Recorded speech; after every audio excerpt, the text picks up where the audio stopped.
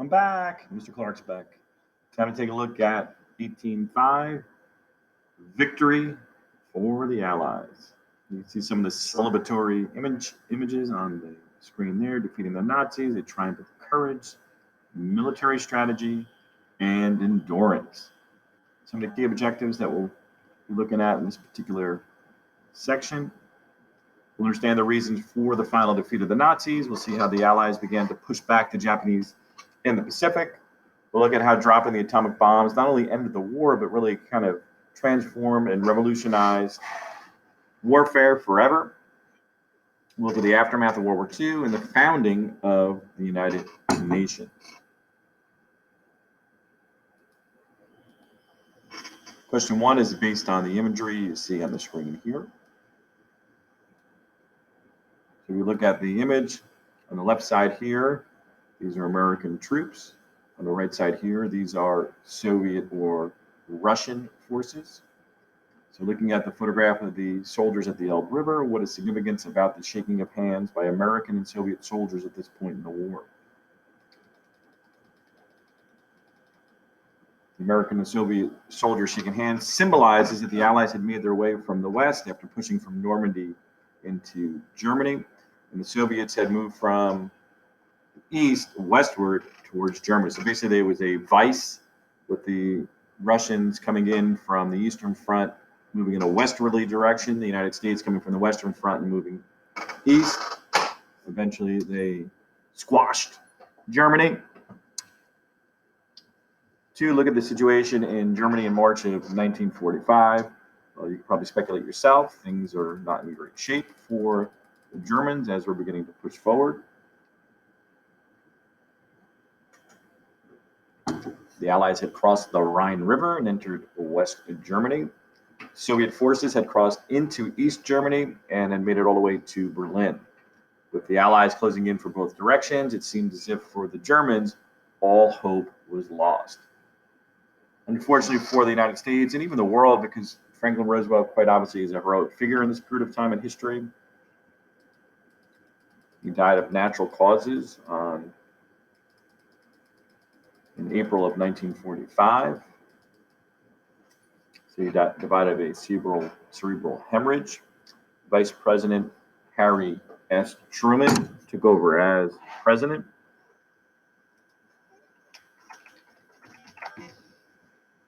Unfortunately for Roosevelt, he did not live long enough to see the actual end of the war. And when you think about Truman taking over, he's pictured on the left.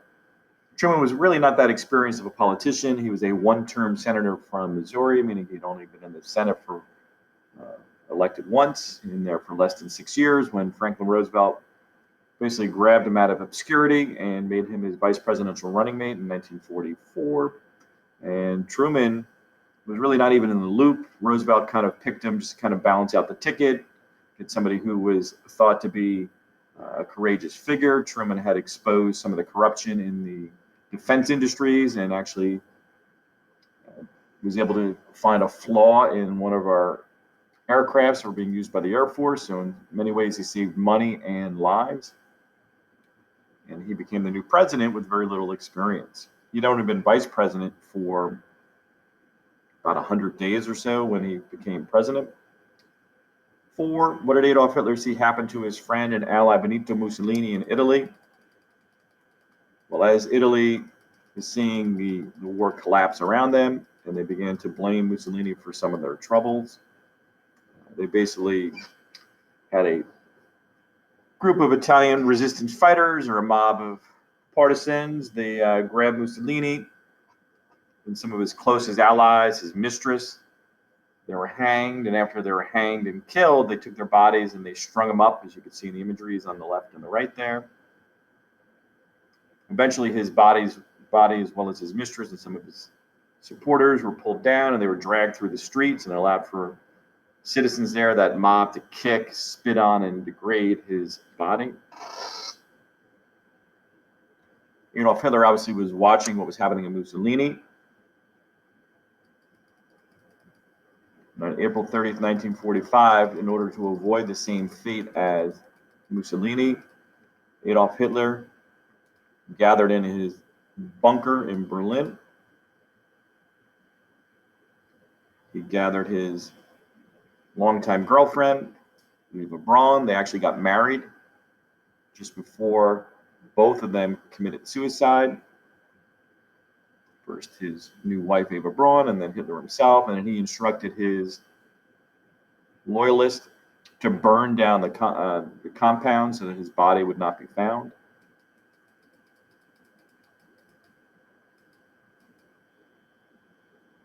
What happened on May 7th, 1945? The head of the German military agreed to unconditional surrender. The next day, May 8th, remembered as VE Day or Victory in Europe Day.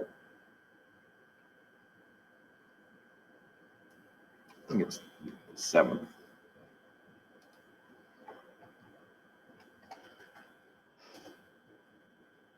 Hitler and Germany faced major challenges towards the end of the war, which led to their ultimate defeat. Fill in some information about each factor or event that led to Germany's defeat. So I'll take you through this little flow chart here.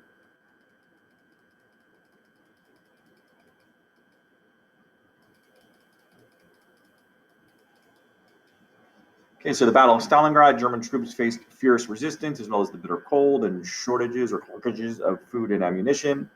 And Germany's location, once the Allies opened a second front on D-Day, Germany had to fight on two fronts, so both their west and their east, and this is a little overwhelming for the German forces, which at this point in time were undersupplied.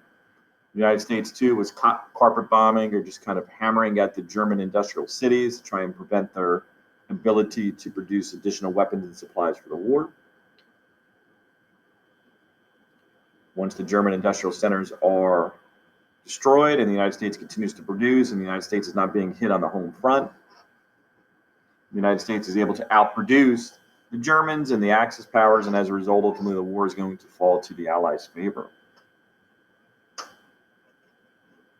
8, how do the defeat of the Axis powers in Europe impact the war strategy for the Allies? Now they can focus on Japan and the Pacific, which is what we'll focus in on next ourselves.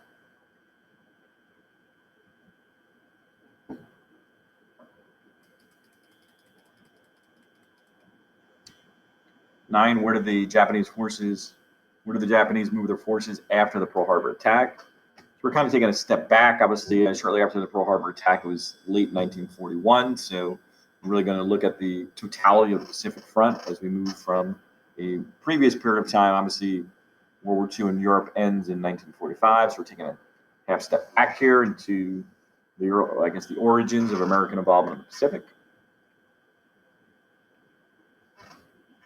So after Pearl Harbor, the Japanese moved into the Philippines, which is an American-occupied island. If you remember, we had taken control of the Philippines during the time of the Spanish-American War.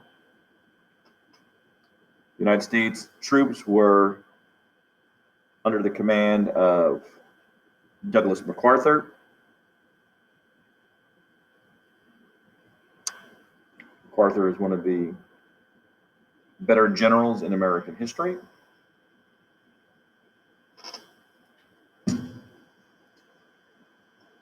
The initial fighting in the Philippines, partially because we had indicated previously the United States had originally concentrated with our allies the fighting in the Western Front, so we really weren't prepared to fully fight the Japanese in the Pacific really early on, in, let's say 1942, and even into later 42. We begin to turn it around a little bit. So MacArthur's forces were badly outnumbered at the Philippines, and he could not hold the Philippine Islands and was forced to retreat in defeat. Losing there was not neat. MacArthur had to handle and take a lot of heat because he had to retreat and he was beat. He did say, though, this is kind of a famous statement, he caught him on the top of a ship as he was having his troops withdraw. He said, he made a very famous statement, he said, "I shall return." And indeed he would, as we'll see later. Unfortunately for a lot of the American troops that didn't escape, as well as our Filipino allies, nearly 78,000 prisoners of war were taken in the Philippines. They were forced to march sick, exhausted, and starving over 60 miles to a Japanese prison camp.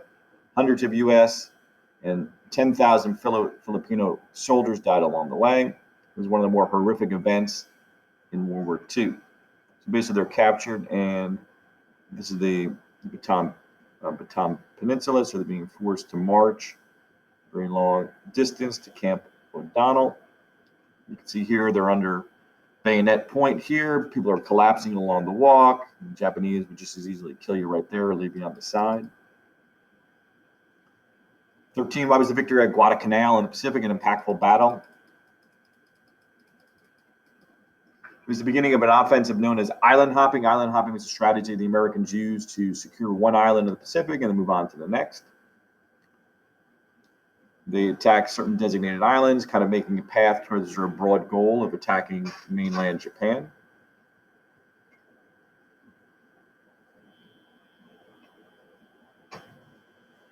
Each island retaken was seen, as we mentioned, a stepping stone towards Japan.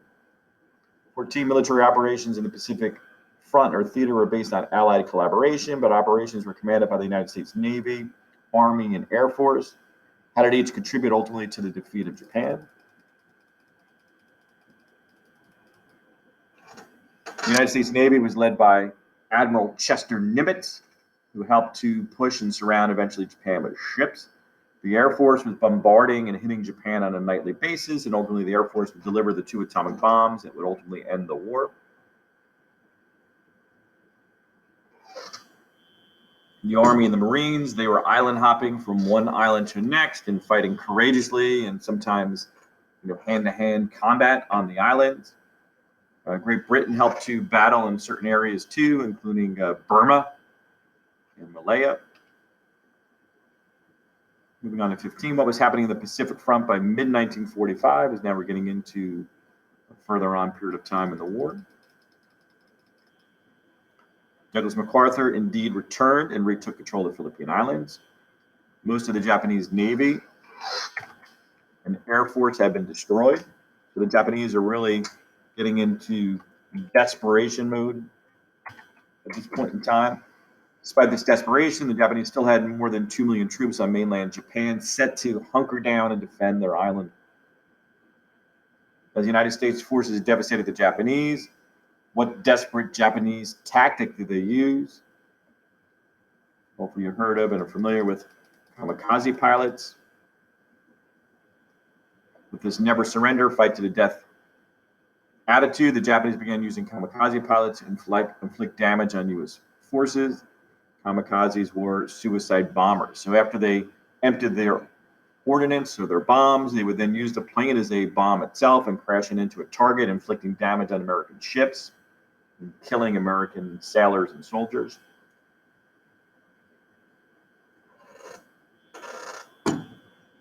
'17, why was the United States interested in developing a weapon of mass destruction, or the atomic bomb?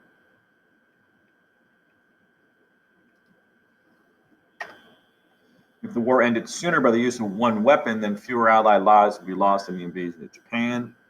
The development of the atomic bomb served the purpose of defeating Japan with fewer American or Allied lives lost.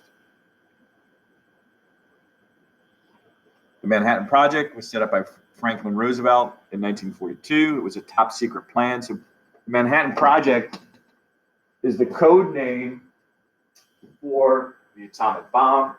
It was so secret, the Manhattan Project, that even Vice President Harry Truman was not told about it when he was sworn in as vice president. They kept it secret from him.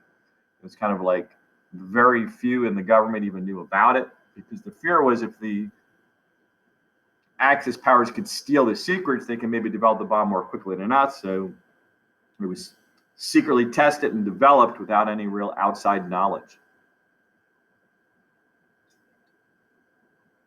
Assess an argument. What were the general arguments for and against using atomic bombs on Japan to end World War II? So in this particular argument here, you're putting yourself in the shoes of President Truman. What would you have done? Use the atomic bomb. The Japanese still had 2 million troops. Do not use the bomb. The ultimate power of the atomic bomb was unknown. How many people could it really kill? Use the atomic bomb. The war could drag on for a very long time. If you didn't use it, the war was almost over. Would be a reason not to use it. Japanese were unwilling to surrender, and dropping the atomic bomb could save their Allied lives. The estimate would be 1 million lives saved.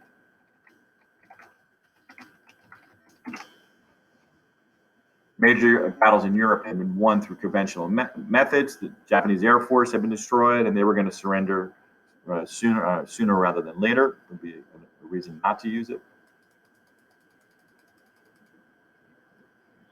When asked about the atomic bomb, President Truman stated, "I regarded the bomb as a military weapon. Never had any hesitation or doubt that it should be used."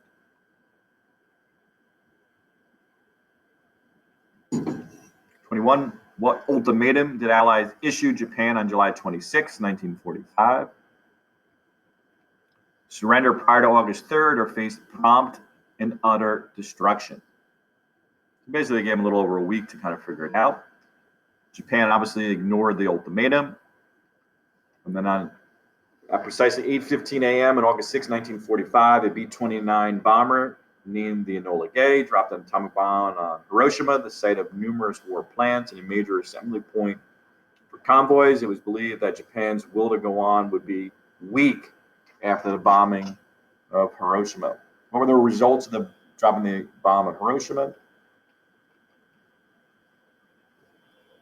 At ground zero, the explosion of the temperature was over 500,000 degrees Fahrenheit. The explosion killed about 70,000 people instantly, and another 40,000 would die from radiation, poisoning, sickness, cancer, and other ailments shortly thereafter. Many survivors, as you can see in the middle photograph there, were so badly burned that their skin simply peeled off. And you can see that when it healed back up, it had kind of like a lumpy kind of look to it. You can see the newspaper headlines: Hiroshima wiped out, deaths too numerous to count. The Japanese concede that somewhere around 100,000 casualties.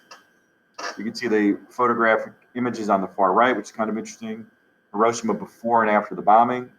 So maybe a few stone structures survived, but the vast majority of a large industrial city wiped out. So after this bombing at Hiroshima, did Japan surrender? No. 25. What happened after Japan refused to surrender? A second atomic bomb was dropped shortly thereafter. On August 9th, the United States dropped another atomic bomb on Japan, this one on the shipbuilding city of Nagasaki. The city was destroyed as some 40,000 were killed with the second bomb, and the lower numbers just because it was a less populated city. This is what the bombs look like. Hiroshima and Nagasaki, nicknamed Little Boy and Fat Man just because of its shape.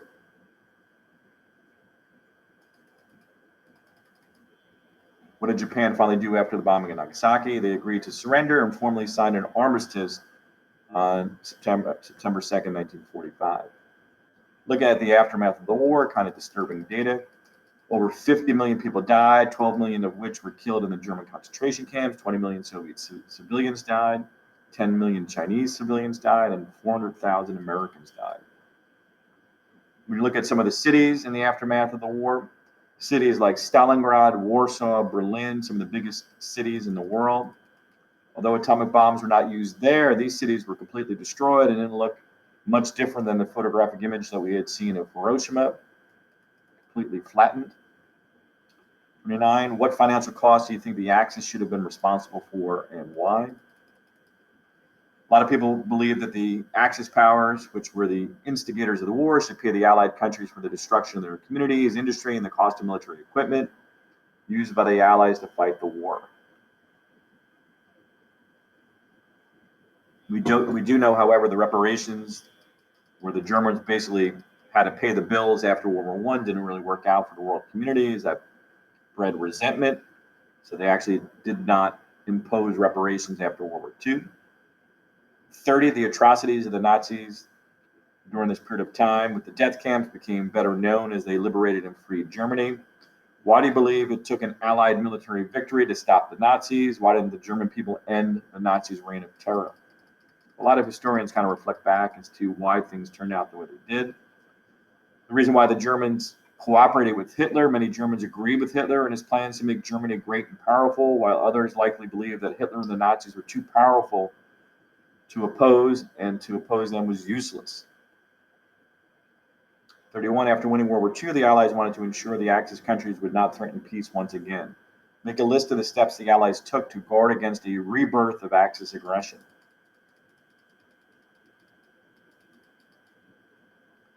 The Allies created new democratic governments in the Axis countries. They started the United Nations. They held a war crimes tribunal in order to see and try the Nazi war criminals for their crimes against humanity. The United States implemented the Marshall Plan, which was a rebuilding plan of Western Europe. The United States occupied Japan, installed a Western temporary governor there to kind of oversee it. In fact, Douglas MacArthur was sent to Japan to help oversee a transition back to a free Japan. And then Germany was divided into 4 different zones initially after World War II, and then eventually divided into East and West Germany for a period of time of about 45 years.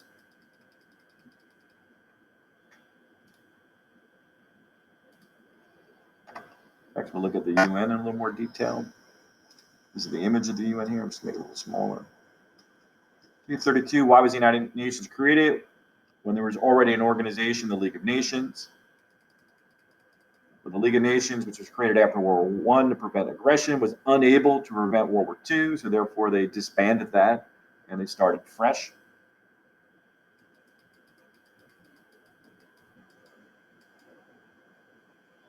And then finally, the lesson reflection. What was the long-term impact of World War II?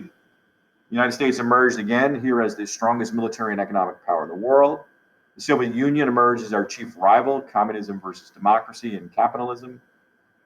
We ushered in the arms race, in particular the atomic or nuclear age, where weapons of mass destruction become a greater concern for the world. We saw the start of the Cold War, which is the competition between the Soviet Union and communism and the United States and democracy. And of course, we have the United Nations created.